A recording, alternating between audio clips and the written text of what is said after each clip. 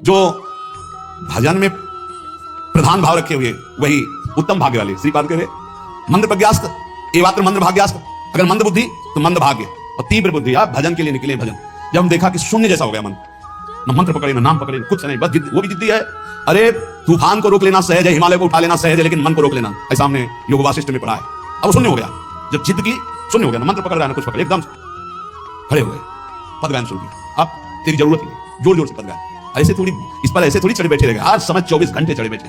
तब वो धीरे धीरे धीरे फिर हाथ उठा दिया। अब वो जब सहयोग करने लगा तब आनंद आने लगा, और जब आनंद में डूबने लगा तो परिपक्व हो गया। फिर उसको थोड़ी बहुत विघ्नकारी अंदर ही अंदर खत्म, न मंत्र में लग रहा है ना नाम में लग रहा है, एकदम शून्याकार स्थिति। अब हम चलाना चाह रहे हैं मंत्र, वो बिगड़े कुछ नहीं चल, और उसके बिना होगा नहीं कुछ। जैसे हमारे बिना वो कुछ नहीं कर सकता, ऐसे बंधन और मोक्ष का कारण नहीं है। इसको बिल्कुल हमको ठीक करना है, दवा खवानी है, इसको दवा खवा के इसको स्वस्थ करना है, तभी भगवत प्राप्त होंगे। हमारे बिना ये कुछ नहीं कर सकता, तो इसके बिना भी हम कुछ नहीं कर सकते, क्योंकि यही बंधन और मोक्ष का कारण, इसको ठीक करना ही है। इसलिए लोक चिंता ननो धर्म चिंता न देहगा श्रीमद वृंदावने राधा कृष्ण भाव भ्रतो मम।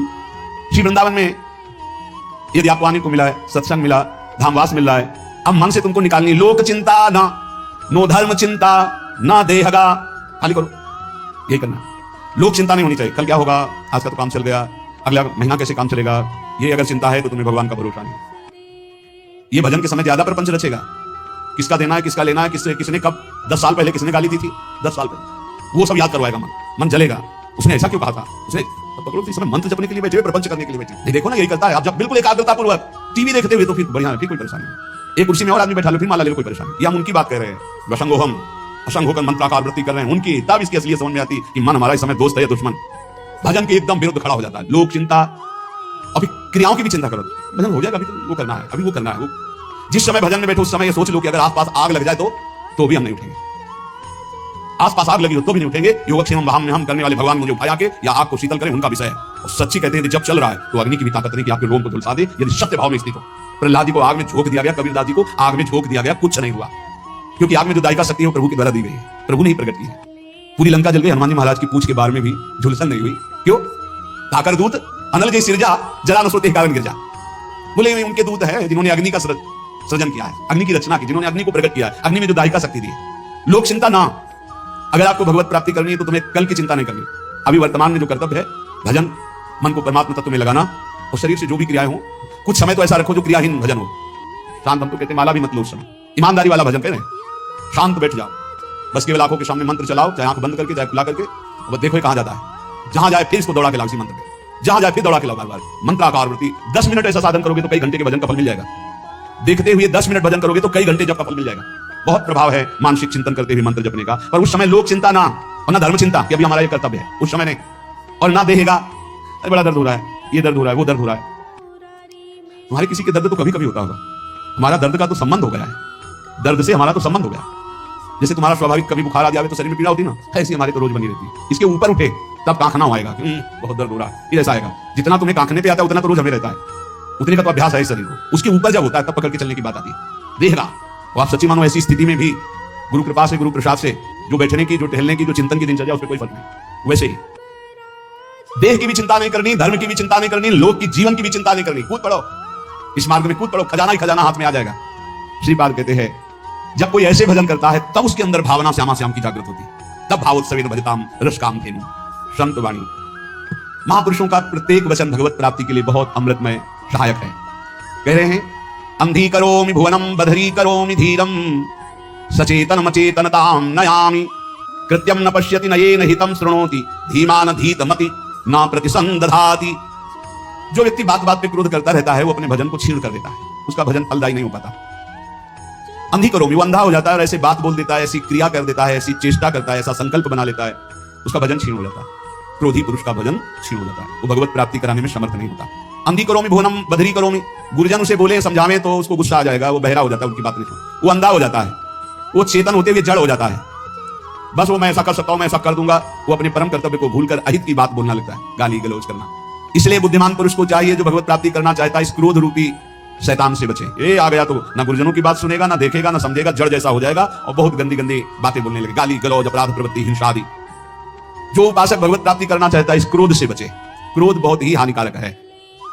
प्रायासु कृतिनामर्थे देवायांति सहायताम अपंथानम तु गच्छन्तम शोदरोपि विमुंचति। जब कोई सही मार्ग में चलने लगता है, दूसरों को सुख पहुंचाने की बात बोलता है, तो दैवी शक्तियां उसकी रक्षा में हो जाती है। वो अकेला नहीं रहता। जब कोई धर्म से चलता है, नाम जप करता है, दूसरों को सुख पहुंचाने की बात सोचता है, तो भगवती दैवी शक्तियां उसकी सहायता में हो जाती है।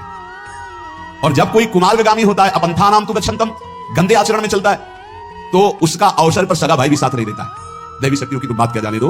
अपंथा नाम तु गच्छन्तम सोदरोपि विमुंचति, जो उधर से उसी उधर से प्रकट हुआ सगा भाई, वो भी त्याग कर देता है, उसका कोई साथ नहीं देता। इसलिए प्रायः सुकृति नाम अर्थे देवायांति सहायतम, सुकृतिवान बनो, धर्म मार्ग में चलने वाले बनो, भगवान नाम स्मरण करने वाले बनो, सब दैवी शक्तियां तुम्हारी सहायता करेंगी बिना मांगे। कुमार्गामी बनोगे तो दैवी शक्तियों की बात जाने दो, तुम्हारा कोई मित्र भी, तुम्हारा सगा भाई भी तुम्हारा साथ नहीं देगा, उसको भी रोक दिया जाएगा। भागवतिक सिस्टम बाधा पहुंचा देगा, वो तुम तक पहुंच ही नहीं पाएगा। कुमार्गामी मत बनो। यदि ये दो अक्षर तुम्हारी जिह्वा पे विराजमान है, हरि राधा कृष्ण, वज्रम पापमहीभृतां भवद्रोदेकस्य सिद्धौषधं, मिथ्या ज्ञान निशा विशाल तमसस् दिग्मासु बिंबोदयः, पूर्व क्लेश महीरुहा मरुतरज्ज्वाला जटाला सिखी, द्वारम निर्वृति सद्मनो विजयते कृष्णेति वर्णद्वयम्। कृष्ण राधा, ये दो अक्षर जब जिह्वा से उच्चारण किए जाते हैं, वज्रम पापमहीभृतां, जैसे विशाल पर्वत पर वज्र का प्रहार हो जाए तो चकनाचूर कर दे, पर्वत को धूर धूर बना दे, वज्र की ऐसी महिमा है। ऐसे ही नाम की महिमा है कि जिसकी जिह्वा पर चलने लगा कृष्ण कृष्ण कृष्ण राधा राधा राधा, तो वज्र पाप महीभृतां, मानो पाप रूपी पहाड़ पर नाम रूपी वज्र का प्रहार हो गया, चकनाचूर हो जाएगा पाप रूपी पहाड़। पाप रूपी पहाड़ को चकनाचूर करने के लिए ये नाम वज्र के समान है। भवद्रोदेकस्य सिद्धौषधम, ये संसार में जन्मना मरना, इसे भवरोग कहते हैं। इस भवरोग की सिद्ध औषधि है नाम, दो अक्षर है, राधा राधा कृष्ण कृष्ण हरि हरि। गोस्वामी तुलसीदास जी के जासु नाम भवभीषण हरन घोर त्रैशूल, तीनों प्रकार के तापों का नाश करने वाले आवागमन के चक्र को रोक देने की सामर्थ्य इस नाम में है। भवरोग की अचूक औषधि ये दो अक्षर, राधा राधा राधा कृष्ण कृष्ण। भवगदोद्रेकस्य सिद्धौषधम, और मिथ्या ज्ञान निशा विशाल तमसस् दिग्मासु बिंबोदयः, ये मिथ्या ज्ञान रूपी रात्रि के महान अंधकार को नष्ट करने के लिए ये नाम सूर्य है। जितना नाम जप करोगे उतना ही आपके हृदय में शुद्ध ज्ञान प्रकाशित होगा। नाम जप करोगे सिद्ध औषधि है, आवागमन चक्र से मुक्त हो जाओगे। नाम जप करोगे तो ये पहाड़ के पहाड़ पापों को भस्म कर देगा। महाराष्ट्र से कुछ विज्ञ परिकरजन आए थे, भक्तजन, तो उन्होंने कहा कि पंचकोशों का बाध किए बिना कोई मुक्त नहीं हो सकता। अन्नमय कोश, मनोमय कोश, विज्ञानमय कोश, आनंदमय कोश, इस तरह के जो कोश हैं, इनका बाध किए बिना कोई जीवन मुक्त नहीं हो। और आपके प्रवचन में प्रायः सुनते हैं कि नाम जप करने से जीवन मुक्त हो जाएगा, भगवत प्राप्त हो जाएगा, तो इन कोशों का बाध तो ज्ञान से होता है। तो उनको बताया कि आप जप करके देखो, प्रश्न करने से उत्तर प्राप्त कर लेने मात्र से संतुष्टता नहीं होगी। आप जप करो, जप करोगे कुंडलिनी जागृत हो जाएगी, जप करोगे निरंतर प्राण संयमित हो जाएंगे, षट चक्र का भेदन हो जाएगा, पंचकोशों का बाध करने वाला ब्रह्म तत्व का ज्ञान प्राप्त हो जाएगा। कौन सा ज्ञान ऐसा है जो भक्त को ना हो जाए? नाम से जो चाहोगे प्राप्त हो जाएगा। मिथ्या ज्ञान निशा विशाल तमसस् दिग्मांसु बिंबोदयः, मिथ्या झूठा ये मायाकृत जो ज्ञान रूपी अंधकार है, इसका नाश करने के लिए नाम भास्कर के समान है, दिव्य ज्ञान प्रकाशित कर देगा। जो राम राम भी नहीं जप पाते थे, मरा मरा कहते थे, इतना नाम का प्रकाश हुआ कि राम जी के प्रकट होने के पहले ही दिव्य उनके पावन चरित्र का गान कर दिया। विश्वास करो, नाम का प्रभाव। जो सादर राम राम नहीं कर पाते थे, उन्होंने संस्कृत में भगवान के पूर्ण चरित्र का गान कर दिया। ये नाम का प्रभाव। कोई ये ना समझे कि नाम से कैसे, जो योग से प्राप्त होता है, जो ब्रह्म ज्ञान से प्राप्त होता है, वो सब नाम जपने से सब प्राप्त। और नाम जप नहीं है तो शुद्ध ब्रह्मबोध हो ही नहीं सकता। ये काशी से आए हुए एक महापुरुष की बात। मैं नित्य विश्वनाथ जी को जल चढ़ाता हूँ गंगा स्नान करके, मैं नित्य वेदांत का अनुशीलन करता हूँ गुरु चरणों में बैठकर। इतने वर्ष हो गए ब्रह्मानंद की प्राप्ति के लिए उपाय करते हुए, और 65-70 वर्ष की अवस्था संन्यास वेश। उनका काशी से आपका प्रवचन सुनाऊं तो केवल एक प्रश्न का उत्तर लेने आया हूं, मुझे अब भी शांति क्यों नहीं मिली? शुद्ध हूं, कहीं भी अशुद्ध आचरण नहीं, कहीं भी किसी भी तरह की कोई त्रुटि नहीं। क्या त्रुटि है जो मुझे शांति प्राप्त नहीं हुई? उनका आपके दर्शन से पता चलता है कि आप शुद्ध साधक हैं, आपके वचनों से पता चलता है कि आप प्रयासरत बहुत अच्छे साधक हैं, पर जो हम त्रुटि पकड़ पाए हुआ पकड़ पाए। क्या आप निरंतर मंत्र का आवृत्ति करते हैं? उनका नहीं, मतलब यही एक त्रुटि। जाओ ये कर लेना। प्रक्रिया बताइए। महीना 1.5 महीना बाद जब आए थे तो खूब आनंद पूर्वक एकदम जैसे कोई अपने रिश्तेदार से मिले ऐसे बोले बस एकदम, क्योंकि वही एक त्रुटि। समझ रहे हो? गुरु चरणों में बैठ के वेदांत भी पढ़ते सब, लेकिन जो चाहिए वो नहीं था। क्यों? निरंतर मन, कोई नई बात नहीं हुई, वो पकड़ नहीं पाए, शास्त्रों से पकड़ नहीं पाए। तो वही सूत्र है, वही सूत्र पकड़ लो, सब हो जाएगा। जो नाम प्रिय हो राम कृष्ण हरि राधा राधा राधा राधा।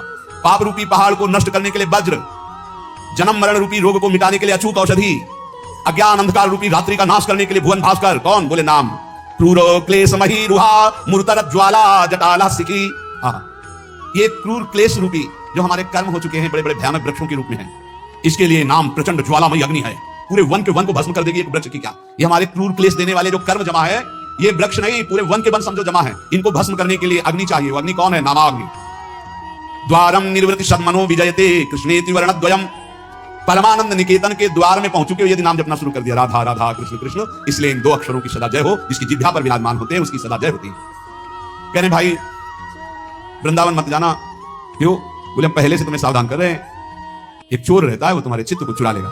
रे चेता कथयामि ते हितमिदं वृंदावने चारयन् वृंदम कोपि गवाम नवाम बुधनिभो बंधुर्न कार्यस्त्वया सौंदर्यामृत मुद्गिरद्भिरभितः सम्मोह मंदस्मितये रेष त्वां तव वल्लभास विषया ना सुक्षयं निश्चति। सावधान मत जाना ब्रजनगरी में, वृंदावन में, वहां एक बहुत बड़ा चोर रहता है। क्या? बोले वैसे तो गाय चराता है, पर नवीन नील मेघ की सी कांति है, बड़ा छैल छबीला है, वो सौंदर्यामृत सिंधु का साक्षात गाढ़ स्वरूप है। जब वो मंद मंद मुस्कुराता हुआ तिरछी चितवन से देख लेता है तो जिसको देख लेता है उसका समस्त विषय भी सब नष्ट हो जाता है और वो सदा सदा के लिए उसी का हो जाता है। इसलिए यदि तुम्हें विषयों में सुख चाहिए तो बोले वृंदावन मत जाओ। वृंदावन का ठाकुर ऐसा है, ये चित्त चोर है, ये ब्रजे वसंतम नवनीत चोर है, गोपांगना नाम जदुकुल चोर, अनेक जन्मार्जित पाप चौरम चौराग्रगण्यम। बढ़िया है, ऐसे चोर मिल जाए भाई, इनके लिए तो तड़प रहे हैं, मिल जाए चुरा ले हमारा मन, सारी परेशानी चली जाए। पर पंडित राज जगन्नाथ जी महाभागवत है, वो कह रहे भाई इसका भाव ये भी है कि चिंता मत करो, तुम उनकी नगरी में पहुंच गए, जिस दिन खेलते खेलते आएंगे वो चुरा ही लेंगे। कदावा खेलंतो ब्रजनगर वीथीश हृदयम हरंतो ब्रज हरंतो श्री राधा ब्रजपति कुमारो शुक्रतिला। देख लेना, अगर ब्रजनगर में वास करते हो और रसिकों के अनुसार चलते हो तो कभी न कभी खेलते हुए ये दोनों युगल सरकार आएंगे, तुम्हारे चित्त का अपहरण कर ले जाएंगे। प्रभु मुझे मांगने पर भी कभी धन सुख मत देना, क्योंकि सुना है जो धन का अभिमानी धन भोगी हो जाता है वो परम धन से वंचित हो जाता है। प्रभु मैं मांगू तो शरीर का भोग कभी मुझे मत देना। प्रभु अगर मैं कभी राजा बनना चाहूं तुम कभी मेरी बात मत मानना।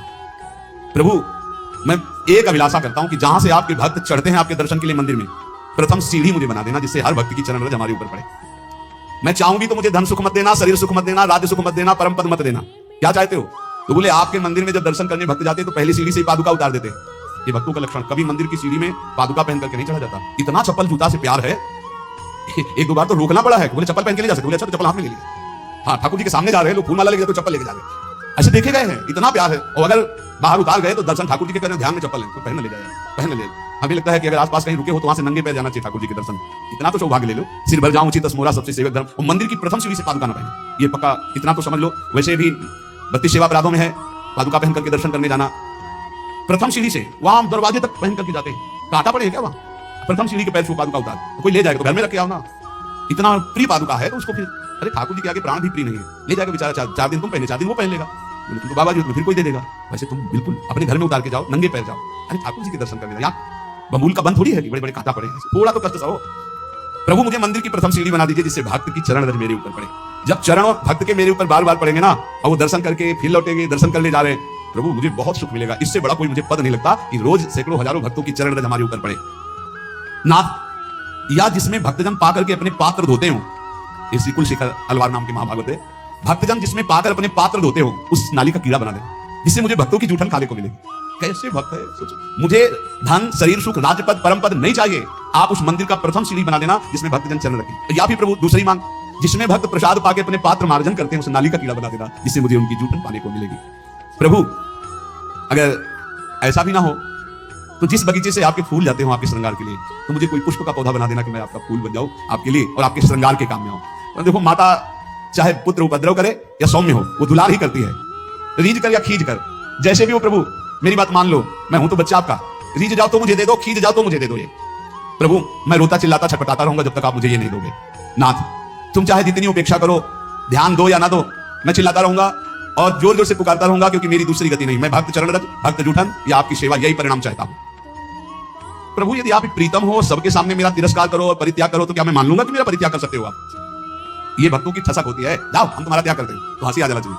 हंस क्यों रहे हो? तुम्हारा त्याग कर रहे हो, आप कर ही नहीं सकते हो, आपका स्वभाव ही नहीं है, और सही आपकी ताकत ही नहीं है, पक्का ताकत नहीं। अंदर की बात करे ना, प्रभु त्याग कर सकते हैं ना गुरुदेव त्याग कर सकते हैं। गुरुदेव शरीर से आपको दूरी करके नजदीक रहने से भी ज्यादा कृपा करेंगे, ध्यान रखना। ये स्वभाव है, जो नजदीक रहते हैं वो इस बात को पकड़ पाए होंगे कि संतों का एक स्वभाव कि नजदीक वाले का भले उतना चिंतन हो, लेकिन जिसे दंड दिया गया, जिसे डांट दिया गया, रात दिन उसका चिंतन होता है, उसका मंगल कैसे हो, उसका कैसे उन्नति हो। तो यहाँ कह रहे हैं भक्तराज जी कि यदि आप सबके सामने मेरा तिरस्कार करवा दो और कह दो मैंने परित्याग कर दिया, तो भी मैं नहीं मान सकता कि आप परित्याग कर सकते हैं। मैं आपके चरणों को कभी नहीं छोड़ सकता, जाने की बात कहने पर भी मैं जाने की बात सोच नहीं सकता। ये बात होनी चाहिए। चलो निकल जाओ यहाँ से। कहां? जहां तुम्हारा मन तो यही है। नहीं भागो, यहाँ तुम्हारे लिए कोई ठोर नहीं, तो हमारे लिए कोई ठोर है नहीं, तो क्या करें?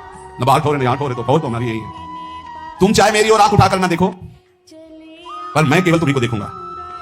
तुम चाहे मेरी तरफ कभी मत बोलो, पर मैं कृपा का अवलंबन लेकर बोलूंगा तो सिर्फ आपसे ही बोलूंगा। क्या बात है? तुम कभी मेरी अभिलाषा पूर्ण मत करो, लेकिन अभिलाषा करूंगा तो एकमात्र तुम ही से करूंगा। तुम त्रिभुवन को सुख दो, मुझे दुख दो, पर हे त्रिभुवनपति मैं आपसे ही प्यार करूं। यह है प्रेमियों की छाती। भगवान मैं खोटी बुद्धि वाला हूं, सैकड़ों गलतियां करता रहा हूं,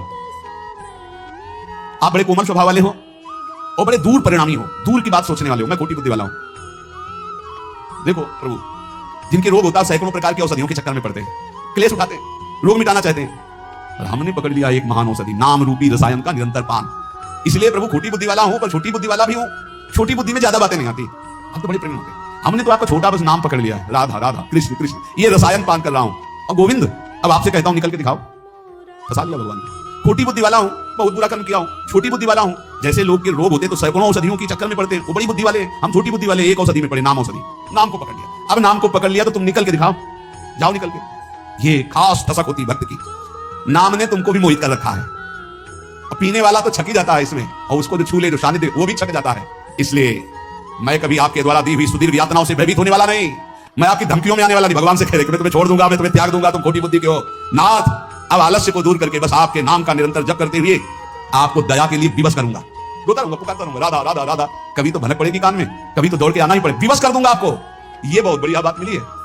कह रहे हैं बहुत छोटी बुद्धि वाला, इसलिए ज्यादा विचार हमारे दिमाग में आएंगे। आपका नाम पकड़ लिया है, जैसे आप तिरस्कार करके, अपमानित करके मैं त्याग करता हूं, ये सब बातें करते हो ना, हम कहते हैं जाओ निकल जाओ, कभी दया मत करना। अगर आपको दया के लिए विवश न कर दे तो बताना, क्योंकि मैं रात दिन आपका नाम जप करके आपको पुकारूंगा। प्रभु संसार सागर में गिरे हुए, दुख सुखादि द्वंद्वों की वायु से आहत हुए, स्त्री पुत्र आदि के मोह जाल रूपी भारी पाषाण से डूबे हुए, विषय रूपी विषम जलराश में बिना नौका के थपेड़े खाते हुए के लिए एकमात्र मैंने उपाय देखा है, वो है आपका नाम।